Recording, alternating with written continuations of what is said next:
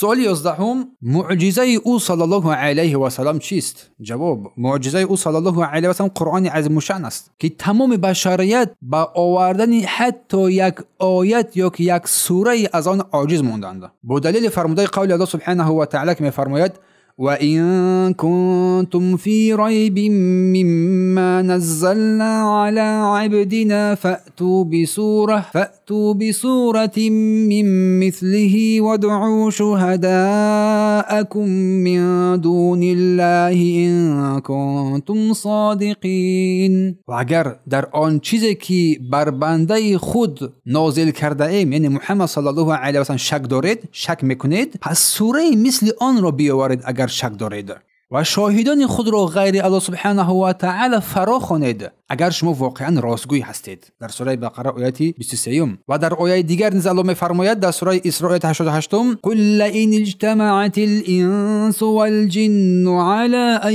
یأتوا بمثل هذا القرآن.